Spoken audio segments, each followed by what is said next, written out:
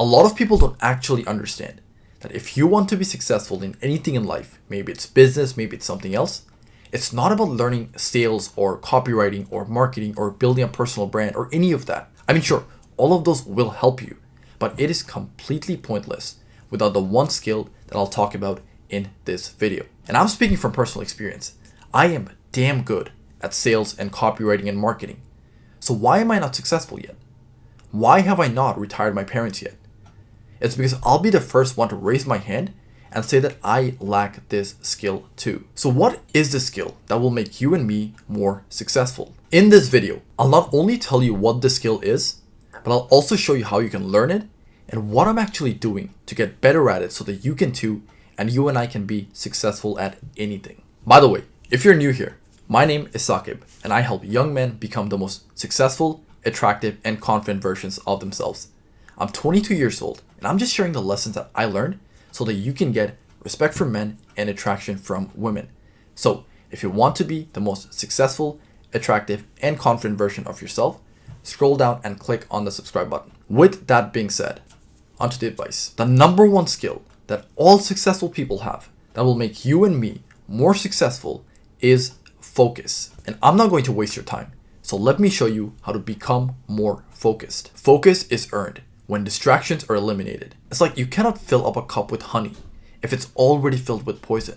You gotta first take the poison out, and only then will you be able to fill up your cup with honey. Similarly, you cannot be focused until you get rid of all of your distractions first. Here's how I am optimizing my environment for peak focus. First things first, the biggest distraction for me is my phone. So what I'm going to do is I'm going to put my phone on Do Not Disturb.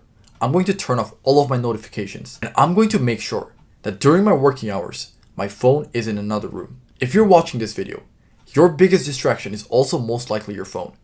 So when you need to get some work done, when you need to do something important, just make sure your notifications are off, your phone is on Do Not Disturb so you don't receive any calls, and your phone is also in another room. If you don't do this, then I can guarantee that you're going to work for 10, 20, 30 minutes, and then you will reward yourself with 5 minutes on the phone. And that 5 minutes is going to turn into a 2-hour scrolling session. And that has happened to you before. That has happened to me before. So we already know how we're going to sabotage ourselves.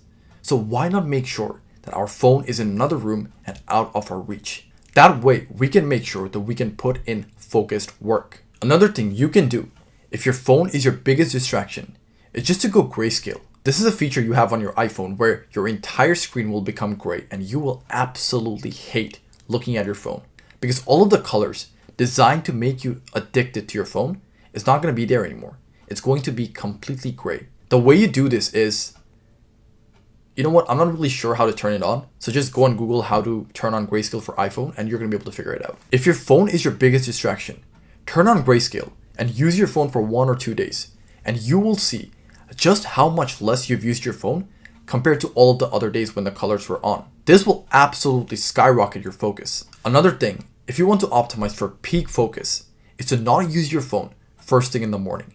And I'll be the first one to raise my hand and say that this is a personal struggle of mine as well.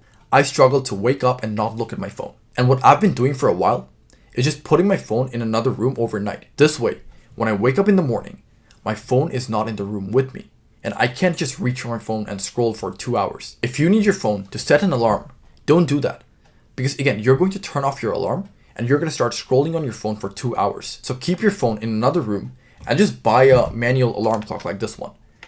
If you have this is all you need to wake up and make sure you are not scrolling on your phone. And that is how you make sure your mornings are optimized for peak focus. And one pattern that I've noticed in all of the successful people is that all of their mornings are the most focused period of their day. They spend around like 3, 4, 5 hours every single morning doing focused work. And this is why I'm telling you to do all of these things, because I'm doing all of these things as well. The reason I'm doing this and the reason I'm telling you to do this is because of a concept called death by 1,000 cuts. And knowing this will completely change the way you look at focus. The concept of death by 1,000 cuts pretty much means that it is not a big event that makes you distracted, like a death in the family or an alien invasion. It's the little things like checking your notifications, taking a quick peek at Instagram, going to the bathroom, or filling up your water bottle, or like all of the other little things that pile up.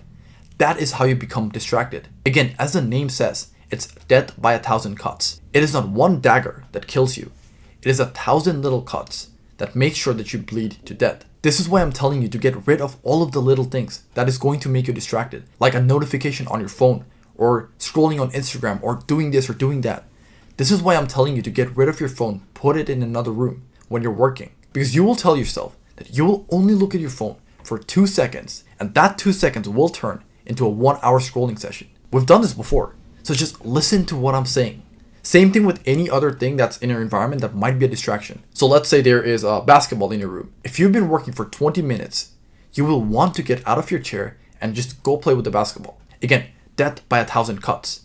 That is another little cut that is going to rob you of your focus. So get rid of all the little things in your environment that can make you distracted. But we're not done yet. Once the external distractions are out, the internal distractions will kick in. This is when you have to start regulating your thoughts, because you're going to start thinking about one random high school memory from 4 years ago. You're going to start thinking about what to eat for dinner, or you're going to start thinking about that girl that you have a crush on. So once the external distractions are out, internal ones are going to start kicking in. You have to catch yourself when you're thinking about something else that is not your work and make sure to bring your focus back. The more you do this, the stronger your focus muscle becomes. It's like doing more reps in the gym. The more reps you do, the stronger you become. So the more times you lose your focus and bring it back, that's 1 rep. So if you keep doing that, you're going to work on your focus muscle and it is going to become stronger. If you feel like you've been very distracted and you can't get any work done and your own brain is not on your side anymore, then don't worry about it. Just watch this video, do the things I'm telling you, and you will be on your way to becoming more focused. So if you've done the things that I've just told you, then you already optimized your environment. Now let me show you how to actually get things done with your newfound focus. So you turn off all your notifications, you put your phone on do not disturb, and you put your phone in another room. And now you're ready to get some work done. But how do you actually go about doing it? The first thing you do is you complete your most important task first. Whatever work that you have right now that you think is the most important and is going to get you the most results, or will have the most consequences if you don't complete it, finish that task first with full focus. You don't get out of your chair until that task is complete. You don't do anything else. You say no to everything that is not that task, and you just get that task done with full focus. If you're confused about what to do first and then what to do after that, or what your most important task is, then watch my How to Beat Procrastination Like It Owes You Money, that video. In that video, I basically go about a method called the ABCDE method, and that is going to help you determine what's your most important task, what to do after that, and what tasks to completely not do. Okay, now you know what to do. The next thing you're going to do is make sure you're working from a list. What you're going to do the night before, this is not even in the morning, this is the night before, you're going to make a list of 3 to 5 things that you're going to get done the next day. Once you have your list, you're going to wake up the next morning and you're going to start working from that list. Whatever's number 1 on that list, you get that done first. Whatever's number 2, you get that done after that.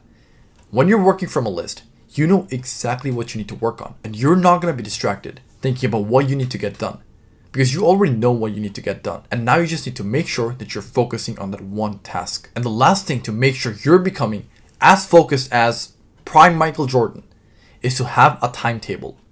We all used to have a timetable back in high school where we used to have a certain class during a certain time period. We used to have lunch during a certain time period, and we actually followed that. And we made sure that we got stuff done because we were following a timetable. So why do we stop using what was already working? What I want you to do is write down what your perfect day looks like. From waking up in the morning and being productive to going out and having fun with your friends or whatever it is. Just write down what your perfect, most productive day looks like. But here's the best part about the timetable. You don't have to stick with it 100% of the time. Even if you stick with it only, let's say 30% of the time, let's say you only stuck with it during the morning, you will still be a lot more productive than however you're spending your mornings right now. And the timetable also lets you know what you need to do and when you need to do it. And that is going to make sure you're not spending unnecessary brain points on things that you should not be spending your brain points on. And those extra brain points that you saved, you can use that on your most important task. And you're going to be more focused as a result. If you're still skeptical about the timetable, just know that all the successful people I've studied, every single one of them have a timetable. They all have a routine. They all have a schedule for their day. And they're successful. So if you want to be more successful as well, just copy whatever they're doing right now. Copy what's already working. So I hope that video was valuable and you realize just how important having the skill of focus is to your success. Because it does not matter whatever other skill you have, if you want to be successful, you need to have focus. So before you leave and start your super focused deep work session, just scroll down and click on the subscribe button. With that being said, I will see you in the next one.